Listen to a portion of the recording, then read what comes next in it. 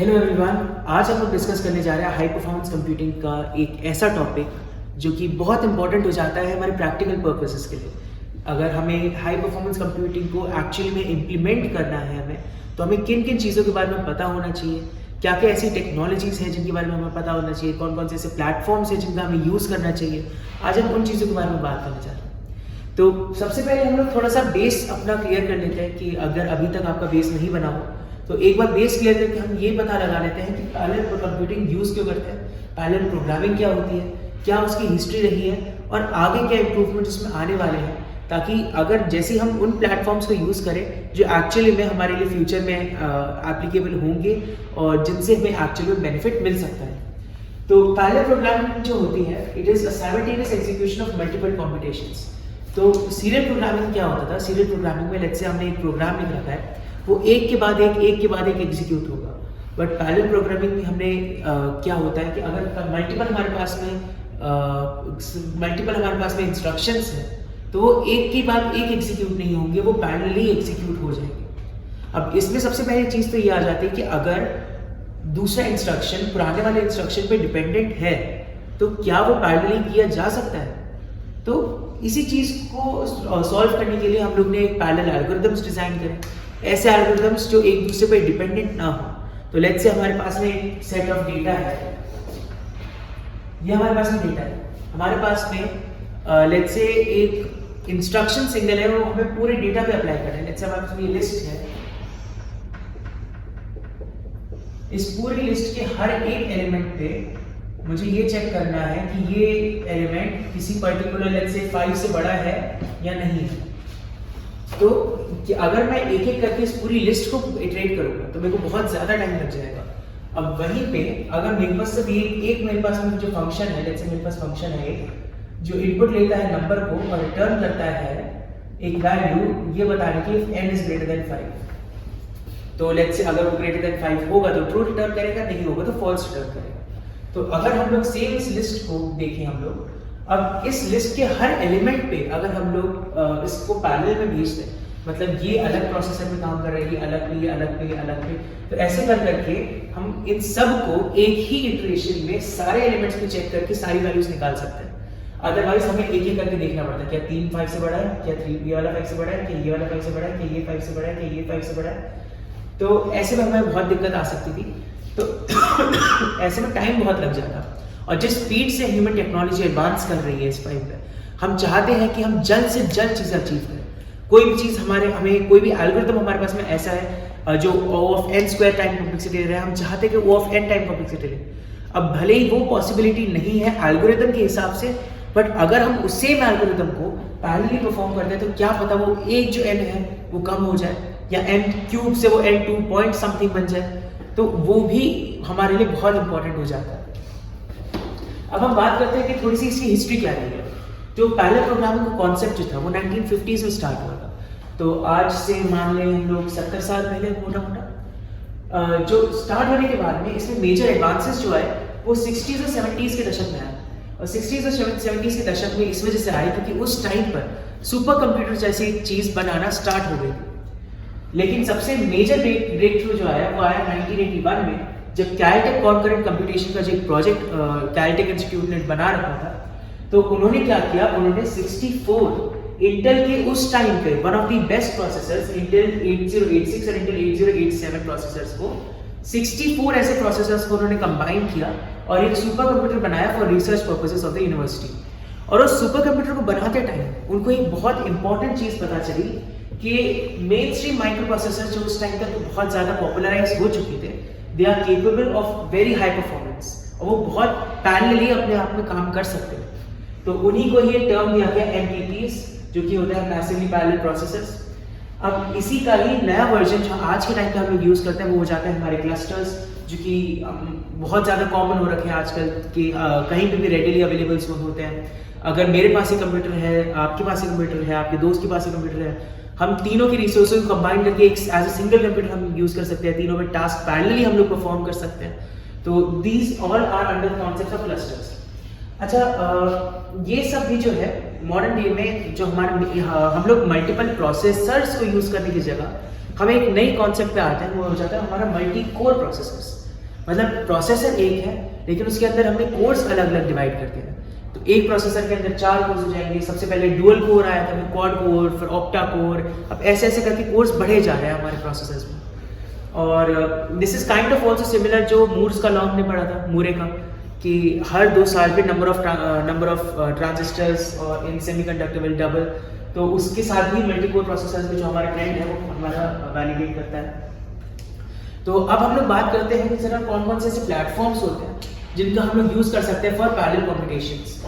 पहला प्लेटफॉर्म आ जाता है हमारा OpenMP, MPI, Ethernet, CUDA, ओपनसीएफ, TBPN, ओपनएसीसी। इनमें से मुझे पता है आपको जितने मैंने लिखे हैं उनमें से सिर्फ एक का आपके बारे में थोड़ा सा आइडिया अगर होगा तो वो है ये CUDA का। ये CUDA वाला जो है ये एनवीडिया ने डिजाइन किया है, जो कि ग्राफिक कार्ड की बहुत बड़ी कंपनी है। इन्हीं के ही ग्राफिक कार्ड पूरे वर्ल्ड फेमस है। तो इनका ही एक पैरेलल प्रोसेसिंग का पैरेलल प्रोग्रामिंग करने का एक प्लेटफॉर्म जो CUDA है वो काफ़ी फेमस हो रखा है between the research circles as well as industrial people and everything. बड़ी बड़ी कंपनीज हो गई वो सारी चीज़ें ही यूज़ करती हैं। बट ऐसा नहीं है कि CUDA इन सबसे बेटर है। इन सब में खुद के एडवांटेजेस और डिसएडवांटेजेस होते हैं। अब CUDA तो क्या है कि पॉपुलराइज ज़्यादा हो चुका है, बट ऐसा नहीं कि सबसे बेटर हो सकता है इन सब में। तो एक एक करके हम देखते हैं कि कौन किस किस के क्या क्या एडवांटेजेस और डिसएडवांटेजेस हैं। अब हम लोग थोड़ा सा बात कर लेते हैं उन प्लेटफॉर्म्स के बारे में जिसको अभी हमने डिस्कस किया। तो हमारा पहला प्लेटफॉर्म जो हो जाता है वो हो जाता है हमारा ओपनएमपी। अब ओपनएमपी जो क्या है, this is one of the first platforms जो आया था हमारे पास में। ये जो होता है पैरेलल प्रोग्रामिंग करता है विद शेयर्ड मेमोरी। अब शेयर्ड मेमोरी का कॉन्सेप्ट हम लोग समझ लेते हैं। अगर हमारे पास में मल्टीपल प्रोसेसर्स होते हैं, ये प्रोसेसर्स जो है ये एक मेमोरी हमारी एक यूनिट होती है जिसे कहते हैं मेमोरी एक्सेस यूनिट। इसका काम होता है इन प्रोसेसर्स को आपस में कम्युनिकेट करना। अब ये कम्युनिकेट कैसे करवाता है, अगर मेरे को इस प्रोसेसर से कोई भी डेटा चाहिए, इन दोनों को कोई भी यूज़ है डेटा का, कोई भी नीड है कम्युनिकेट करने की, तो वो करेंगे एक शेयर्ड मेमोरी के थ्रू। यहाँ पे अगर हम एक शेयर्ड मेमोरी बना लेते हैं तो ये शेयर्ड मेमोरी जो होती है हमारे प्रोसेसर्स इस मेमोरी एक्सेस यूनिट से कनेक्टेड होते हैं और ये memory access unit shared memory से कनेक्टेड होते हैं। तो किसी भी 2 प्रोसेसर्स को या 2 से ज़्यादा प्रोसेसर्स को कोई भी एक शेयर्ड मेमोरी मतलब एक कोई भी डेटा अगर हमें कम्युनिकेट करना है तो वो शेयर्ड मेमोरी के थ्रू कम्युनिकेट करते हैं। अब इसमें भी हमारे पास में कई सारे कॉन्सेप्ट्स इससे जुड़े हुए हैं, जैसे कि कॉन्करेंट रीड राइट वाले जो कॉन्सेप्ट्स हो जाते हैं। अगर लेट्स से एक कोई मेमोरी सेल है मेरे पास इस शेयर्ड मेमोरी में, इस सेम सेल को चारों प्रोसेसर्स एक बार में राइट करना चाह रहे हैं, तो फिर क्या होता है, कॉन्फ्लिक्ट्स क्रिएट हो जाते हैं। उसको सॉल्व करने के लिए या तो हम लोग कोई मैकेनिज्म लगाते हैं, जैसे लॉक एंड सीमाफोर मैकेनिज्म हो गया, या फिर हमारा हम लोग यहाँ से ये जो भी मैकेनिज्म्स होते हैं ये basically memory access unit control करता है उन मैकेनिज्म्स को। अलग अलग रूल्स बनते हैं, कॉन्करेंट रीड, कॉन्करेंट राइट, और या फिर एक्सक्लूसिव रीड, कॉन्करेंट राइट, इस तरफ से CREW बहुत पॉपुलर एक रूल है, CREW, जिसका मतलब होता है कॉन्करेंटली किसी भी मेमोरी सेल को हम रीड कर सकते हैं, लेकिन राइट एक्सक्लूसिव ही होता है, मतलब कोई एक प्रोसेसर ही राइट कर पाएगा एक मेमोरी सेल पे एक बार। तो ये चीज़ें होती हैं।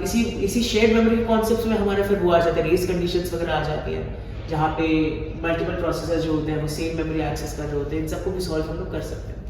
तो ये काफ़ी अच्छा डेवलप्ड मॉडल है, ऐसा नहीं कि ये खराब है, इसमें बहुत दिक्कत आ रही है। इसकी जितनी भी दिक्कतें हैं वो सॉल्व हो रखी है ऑलरेडी, रिसर्च पे इतनी ज़्यादा हो रखी है कि ये हमारे पास में एक अच्छा तरीका है। तो ये जो हमारा ओपनएमपी आया था ये शेयर्ड मेमोरी के कॉन्सेप्ट पे काम करता है। ये पोर्टेबल है, स्केलेबल है, और इसकी जो लैंग्वेज है उसको लिखा जा सकता है, API की तरह यूज़ कर सकते हैं हम इसे। और जिन लैंग्वेजेस में उसको API की तरह यूज़ कर सकते हैं वो है हमारी C++ और फोर्ट्रान। अब हम नेक्स्ट की बात करते हैं MPI शेयर्ड मेमोरी से ही रिलेटेड एक और कॉन्सेप्ट जो था उस टाइम पे थोड़ा सा इसका राइवल कॉन्सेप्ट जो था उस पर बेस्ड है, वो है message passing interface. Message passing interface में क्या कॉन्सेप्ट आ जाता है, यहाँ पे हमारे पास शेयर्ड मेमोरी, एक मेमोरी का टुकड़ा था जिसको सब शेयर कर रहे हैं और ये उसकी शेयरिंग को फैसिलिटेट कर रहा है।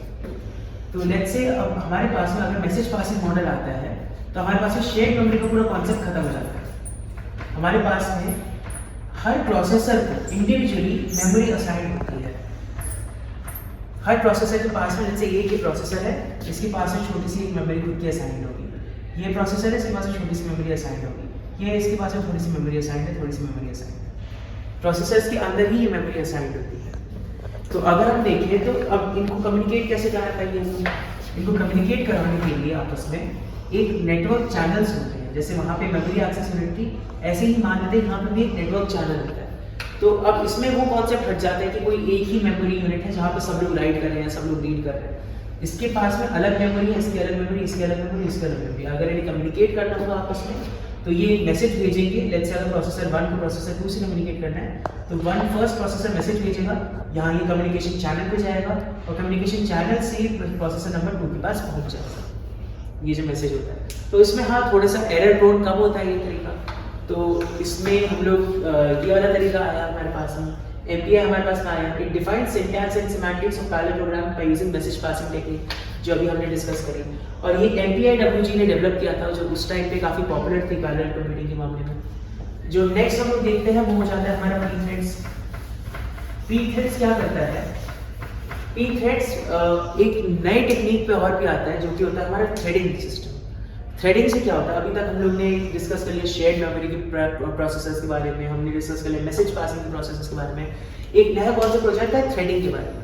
थ्रेडिंग क्या होता है, प्रोसेसर एक ही होता है, उसके अंदर मल्टीपल थ्रेड्स होते हैं। अब उन थ्रेड्स क्या होता है, एक तरह से हम मान सकते हैं बहुत ही light weight parallel processing unit होती है जो आपस में कम्युनिकेट इजीली कर सकती है, जिसको लोड अप होने में टाइम नहीं लगता, जिसको क्रिएट करने में टाइम नहीं लगता। वो जो थ्रेड्स होते हैं वो मल्टीपल टास्क एक साथ पैरेलली परफॉर्म कर सकते हैं और वो एक प्रोसेसर के ही अंदर होते हैं। तो ये थ्रेडिंग सिस्टम जो हमारा इंट्रोड्यूस होता है, pthreads ने इंट्रोड्यूस किया। ये यूनिक्स से सिमिलर होता है। It is used by POSIX for creation of threads and their control. Next जो हमारा आ जाता है, जिसका सब वेट कर रहे हो, वो है हमारा CUDA। अब CUDA इतना पॉपुलर इस वजह से भी हो गया बिकॉज यहाँ पे देखो, यहाँ पे हम लोग सब काम कर रहे हैं प्रोसेसर्स में। एंड अभी तक ये जितने भी अभी तक टीम है ये काम कर रहे हैं CPUs पे।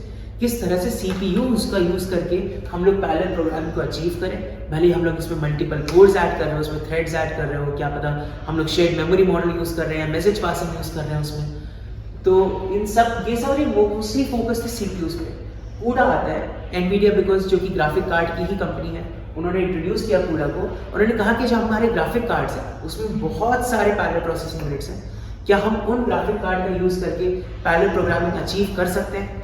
तो हाँ, उसको इसके थ्रू कर सकते हैं। CUDA भी OpenMP की तरह एक API की तरह यूज हो सकता है। उसको हम लोग C++ में भी यूज कर सकते हैं, Python में भी यूज कर सकते हैं। और it is based on GPUs for general computing. It enables the dramatic increase in performance by using GPUs। कोई भी एल्गोरिथम है उसको हम GPU के लिए कैसे हम लोग बनाए उस एल्गोरिथम को, या कैसे उस एग्जिस्टिंग एल्गोरिथम को GPU पे इम्प्लीमेंट करें ताकि उसकी जो टाइम कॉम्प्लेक्सिटी है वो बहुत कम आ जाए, हमारे पास रिजल्ट जल्दी आ जाए। तो ये जो CUDA आ रहा था ये मोस्टली GPUs पे काम कर रहा था। अब हमारे पास में CPUs से रिलेटेड सारे आ गए, GPUs से रिलेटेड सारे आ गए। द नेक्स्ट स्टेप वाज कि हम लोग CPUs और GPUs सबको मिला दें आपस में। अब इस पॉइंट ऑफ टाइम तक हमारे पास में जब तक OpenCL आया, CPU से GPUs ही सिर्फ पॉपुलर नहीं थे मार्केट में पॉपुलर कई सारी और चीज़ें हो गई थी।